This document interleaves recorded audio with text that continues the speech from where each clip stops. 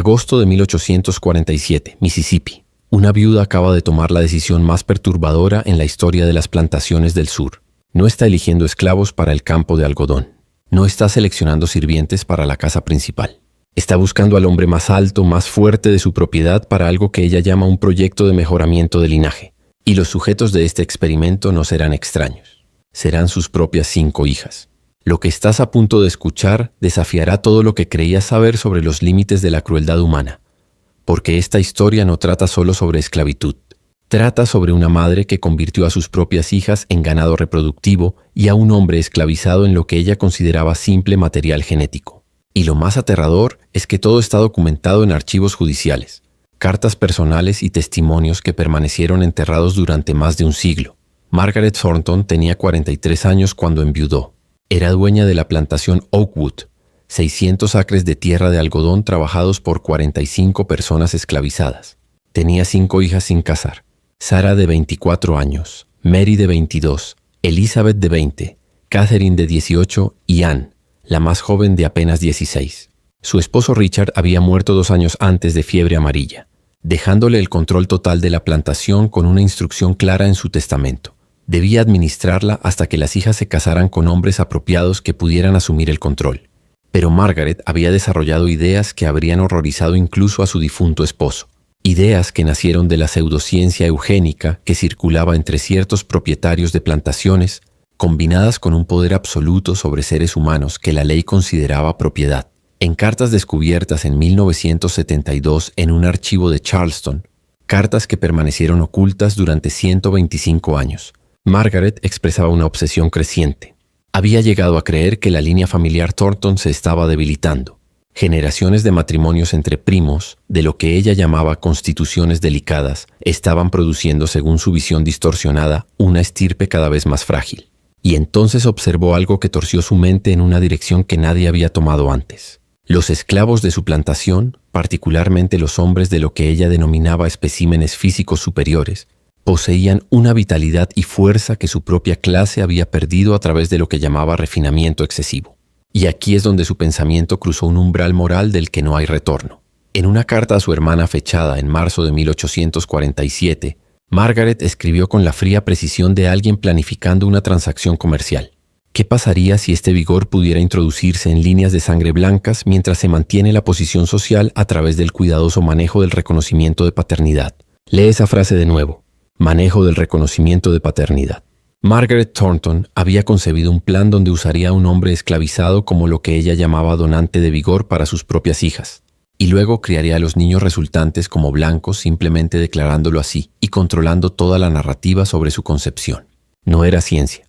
Era delirio eugenésico mezclado con el poder absoluto que la esclavitud le otorgaba sobre seres humanos que ella veía como ganado reproductivo. Julio de 1847. Margaret convocó a su capataz, un hombre llamado William Clark, cuyo diario sobrevivió en el Departamento de Archivos de Mississippi. Le dio una orden que lo dejó completamente confundido. Quería que midiera a cada hombre adulto esclavizado en la plantación Oakwood: altura, constitución, condición física, temperamento. Todo documentado meticulosamente. La entrada del diario de Clark del 18 de julio dice textualmente: La señora Thornton me ha instruido compilar mediciones y observaciones de los esclavos varones para propósitos que describe como planificación de línea de sangre. Confieso que no entiendo su significado, aunque he hecho lo ordenado. Clark no entendía porque su mente no podía concebir lo que Margaret estaba planeando. Nadie podía. El hombre que cumplió con todos los criterios de Margaret se llamaba Marcus. Los registros de la plantación lo describen con precisión clínica. Aproximadamente 1,90 m de altura, excepcionalmente alto para la década de 1840. 28 años, nacido en la plantación. Constitución fuerte. Temperamento tranquilo, sin historial de rebelión o resistencia. Marcus trabajaba principalmente en la herrería de la plantación, una posición calificada que le daba ligeramente más autonomía que los trabajadores de campo. Era exactamente lo que Margaret buscaba. Fuerte, alto, dócil según los registros. Un espécimen perfecto según su lógica retorcida. Y absolutamente sin poder para negarse a lo que ella estaba a punto de exigir. Lo que Margaret hizo a continuación está documentado en múltiples fuentes que convergieron durante investigaciones históricas en las décadas de 1970 y 80, sus propias cartas preservadas en Charleston, los diarios de Clark archivados en Mississippi. Y lo más significativo, testimonios dados décadas después por dos de las hijas y por los descendientes de Marcus que preservaron la historia oral sobre lo que llamaron el arreglo Thornton. En agosto de 1847, Margaret reunió a sus 5 hijas: Sarah de 24, Mary de 22, Elizabeth de 20, Catherine de 18 y Anne de 16, y les explicó su plan. Según el testimonio dado por Anne en 1889 a un periodista del norte, testimonio que no fue redescubierto hasta la década de 1980, Margaret lo presentó como deber familiar y necesidad científica. Les dijo que la línea Thornton necesitaba fortalecimiento, que había identificado una manera de lograrlo mientras mantenían su posición social. Cada hija por turnos concebiría un hijo con Marcus. Los niños serían criados como blancos, como Thornton legítimos, sin ningún reconocimiento de su paternidad real. Margaret afirmaría que eran resultado de breves matrimonios secretos con hombres que habían muerto. Una mentira plausible dada la frecuencia de muerte temprana en esa época. El testimonio de Anne, preservado en un artículo de periódico abolicionista de Filadelfia de 1889, describe la escena con un detalle que hiela la sangre. Madre presentó esto como si fuera una decisión agrícola científica, no diferente de seleccionar ganado reproductor para los establos. Explicó que no seríamos mancilladas porque esto era para mejoramiento familiar, no placer base. Esperaba nuestra obediencia como esperaba obediencia en todas las decisiones del hogar. Debíamos pensar en Marcus no como un hombre, sino como un instrumento de preservación familiar. Piensa en lo que acabas de escuchar. Una madre diciéndoles a sus hijas adolescentes y jóvenes adultas que concebirán hijos con un hombre esclavizado, no porque él sea humano, no porque haya elección, sino como si estuvieran participando en un experimento agrícola, y usando la amenaza de destrucción social y desheredación para forzar su obediencia. Las reacciones de las hermanas, basadas en evidencia fragmentaria, variaron, pero todas convergieron en lo mismo: terror y resignación forzada. Sarah, la mayor, aparentemente objetó inicialmente, pero fue desgastada por la insistencia de Margaret y las amenazas sobre la herencia. Mary parece haberlo aceptado por resignación derrotada. La respuesta de Elizabeth no está registrada en ningún documento que sobrevivió. Catherine fue descrita en cartas familiares como habiendo caído en una melancolía de la cual nunca se recuperó completamente. Y Anne, la más joven con solo 16 años, testificó décadas después que sintió que no tenía opción. La negativa significaba ser cortada de la familia, de la herencia, de cualquier posibilidad de futuro matrimonio con un hombre apropiado. Margaret había amenazado con destruir la reputación de cualquier hija que se negara. Y en la Sociedad de las Plantaciones de Mississippi, en 1847, esa amenaza era tan efectiva como una sentencia de muerte. Ahora detente y piensa en lo que no hemos discutido todavía. Marcus. ¿Qué significó esto para él?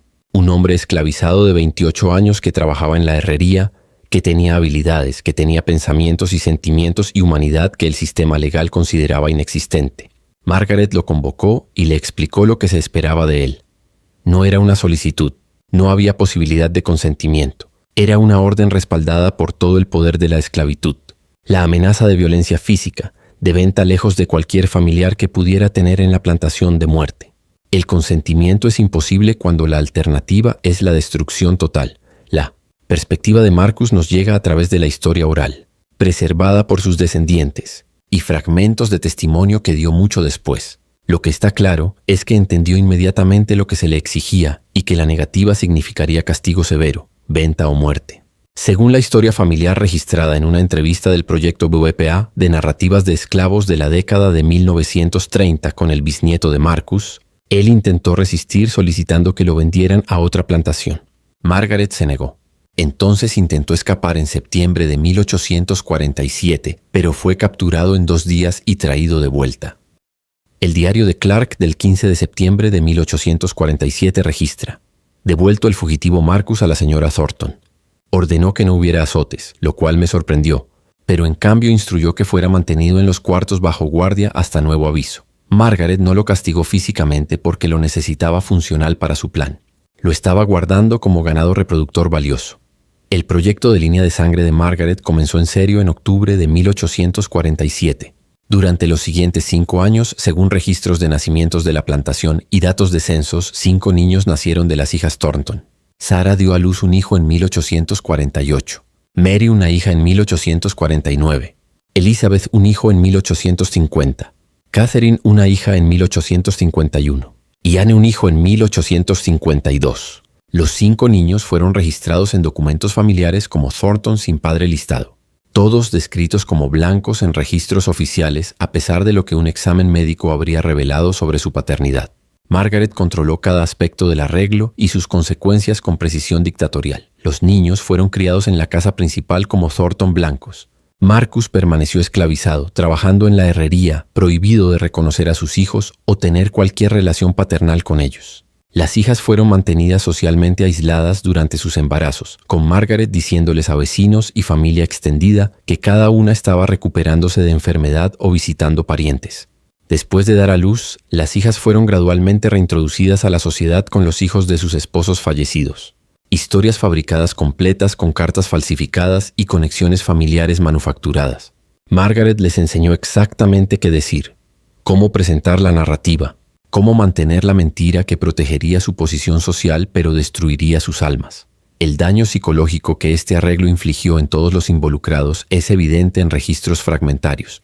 El testimonio posterior de Anne describe vivir en un estado de disociación constante, tratando el arreglo como algo que le sucedía a otra persona. La melancolía de Catherine se profundizó en lo que las cartas describen como periodos de retiro completo de la realidad. Sarah desarrolló lo que las cartas familiares llamaban quejas nerviosas que persistieron toda su vida.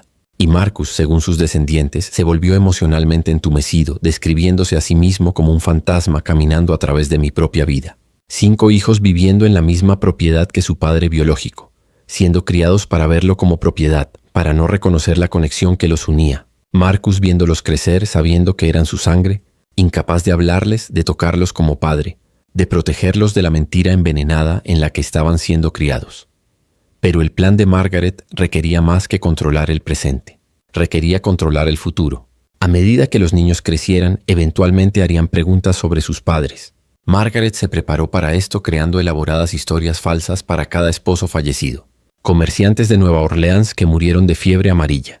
Abogados de Charleston que fallecieron en accidentes de carruaje. Plantadores de Alabama que murieron en duelos. Historias completas con detalles fabricados que las hijas debían memorizar perfectamente.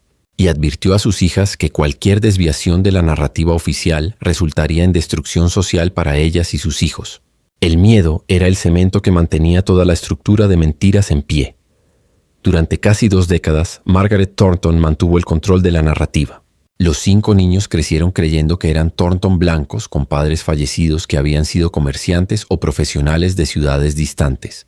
Marcus permaneció esclavizado en Oakwood, trabajando en la herrería, viviendo con el conocimiento de que tenía 5 hijos que no podía reconocer, no podía ser padre, no podía proteger de la mentira envenenada en la que estaban siendo criados. 18 años de tortura psicológica diaria. Imagina eso, ver a tus hijos todos los días y no poder decirles quién eres. Y luego llegó 1865. La guerra civil terminó.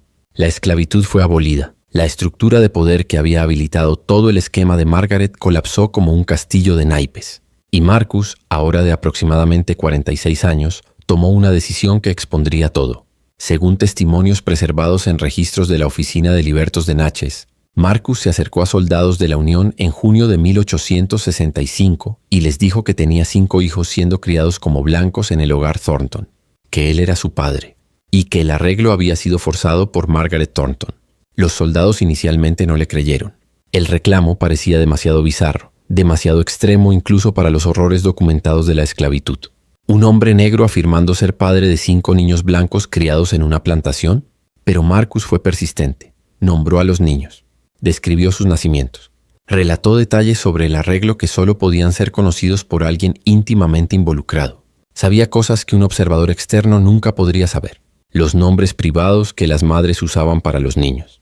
Las fechas exactas de nacimiento. Detalles sobre los embarazos que solo alguien cercano a la situación conocería. La Oficina de Libertos lanzó una investigación. Entrevistaron a las hijas Thornton, ahora con edades de 33 a 41 años. Entrevistaron a Marcus extensivamente. Examinaron registros de la plantación, registros de nacimiento y correspondencia. Y lentamente, horriblemente, la verdad emergió como un cadáver subiendo a la superficie de un pantano. Sarah, Mary y Elizabeth se negaron a testificar contra su madre, manteniendo la ficción de los esposos fallecidos. Pero Catherine y Anne, las 2 más jóvenes, se quebraron. El testimonio de Catherine a la oficina de Libertos en julio de 1865 está preservado en los archivos nacionales. Sus palabras atraviesan el tiempo con la fuerza de un grito reprimido durante 18 años.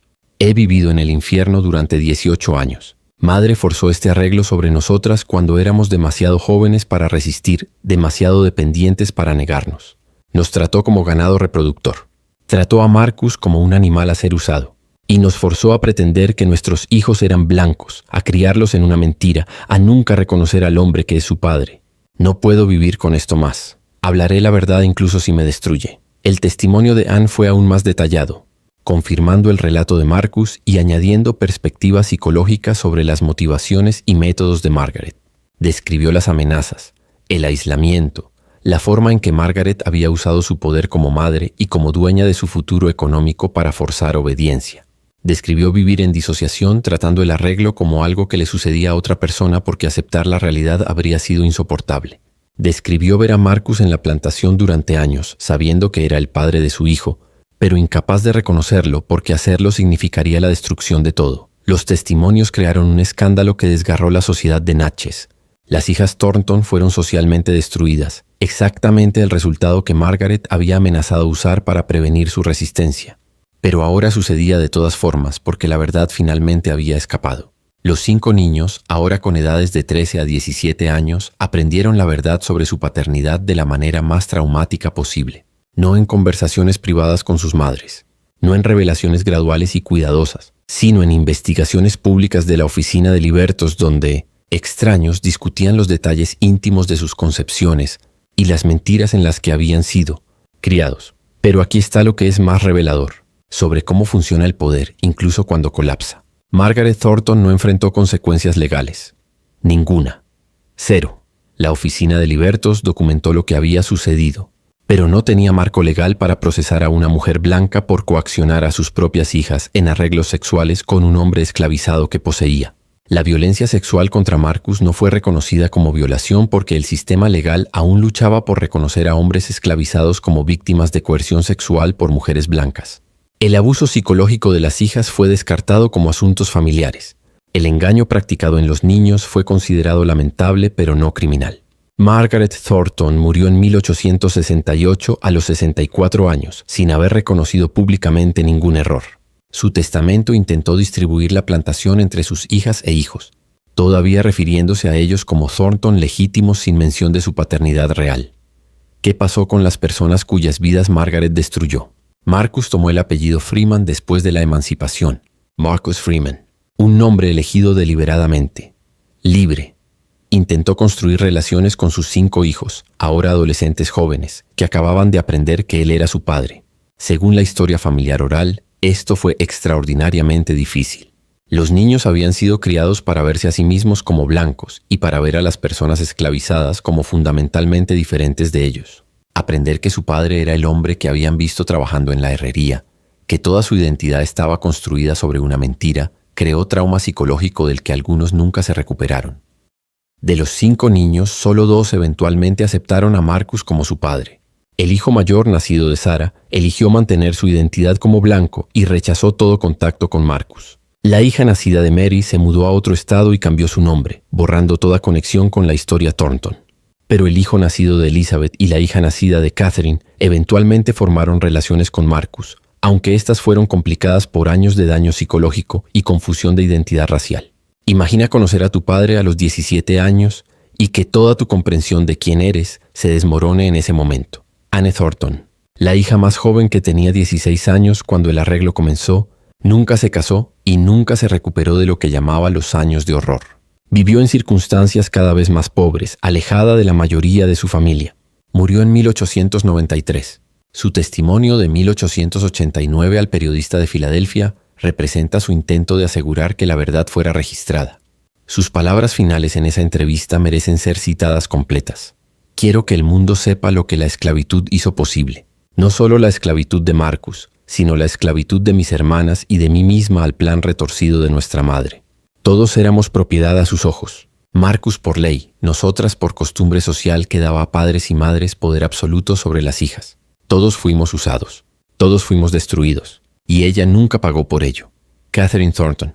cuya melancolía temprana se profundizó con los años, pasó sus últimas décadas viviendo con su hija, la hija de Marcus, en lo que las cartas familiares describen como periodos de lucidez interrumpidos por retiro completo de la realidad.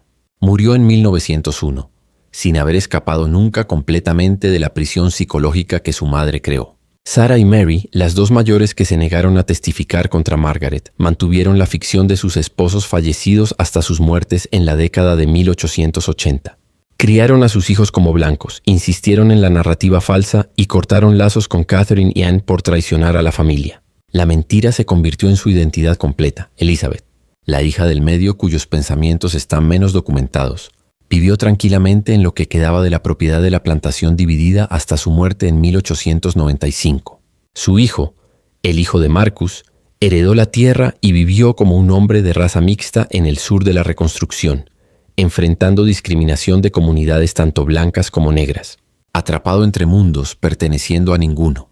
Y Marcus Freeman mismo vivió hasta 1890, muriendo a aproximadamente 71 años. Entrevistas conducidas con él en la década de 1880 por trabajadores de la oficina de Libertos muestran a un hombre aún procesando el daño psicológico del arreglo. Thornton, se describió a sí mismo como habiendo sido usado como una herramienta, no visto como un hombre, forzado a actos que no podía rechazar. Expresó dolor por las relaciones fracturadas con la mayoría de sus hijos y rabia de que Margaret no enfrentó consecuencias por lo que había hecho. En una entrevista de 1886 dijo algo que resume toda la pesadilla. Ella me robó mi humanidad durante 18 años, y luego me robó a mis hijos incluso después de que la ley dijo que yo era libre, porque ellos no pueden verme como padre. Fui convertido en un instrumento en sus mentes, y eso nunca cambiará para algunos de ellos. Entonces, ¿cómo entendemos una historia como esta? Margaret Thornton victimizó a sus propias hijas, forzándolas a arreglos sexuales que no podían rechazar sin destruir sus futuros. Pero esas hijas también perpetuaron el sistema criando niños de raza mixta como blancos, negando la paternidad de Marcus, manteniendo la mentira. Marcus fue absolutamente una víctima de coerción sexual y décadas de tortura psicológica. Pero los niños nacidos de este arreglo también fueron víctimas, criados en una mentira, negados a su padre, dados identidades falsas que se desenmarañaron traumáticamente.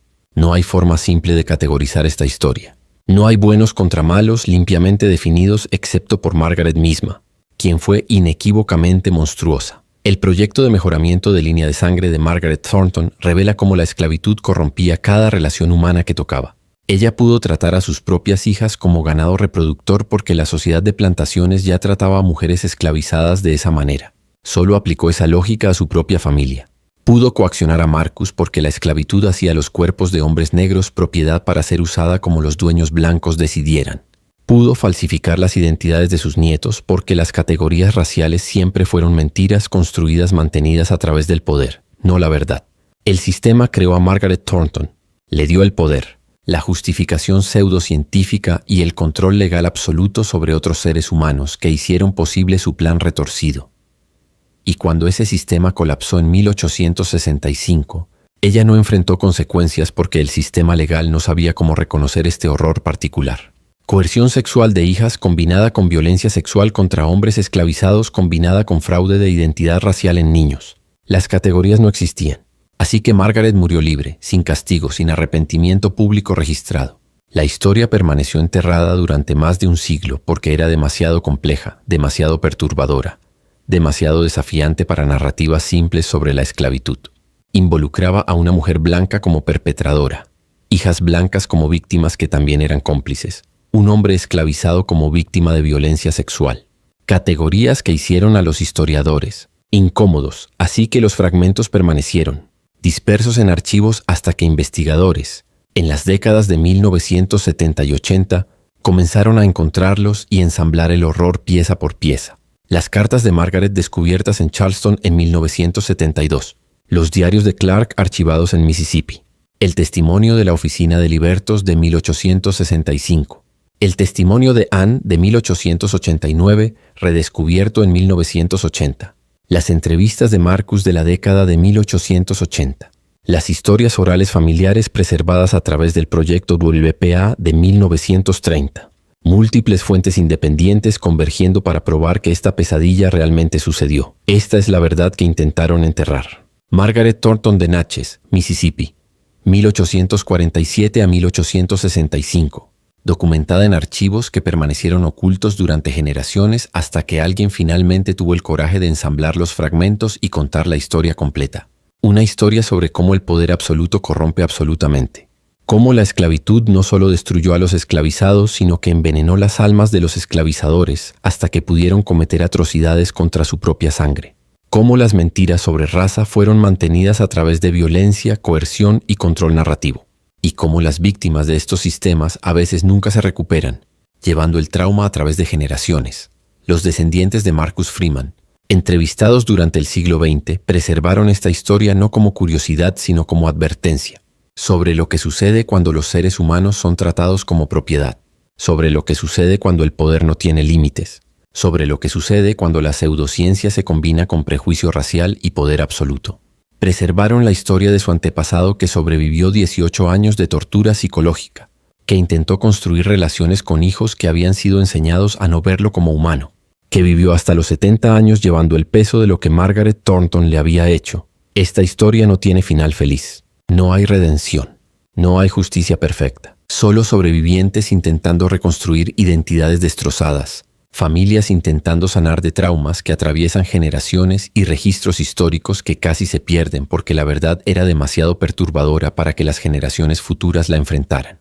Pero ahora la conoces, y conocerla significa que no puede ser enterrada de nuevo. Esta fue la historia del proyecto de línea de sangre de Margaret Thornton, preservada en crónicas ocultas para que nunca desaparezca en el olvido, porque las verdades más perturbadoras son a menudo las más importantes de recordar.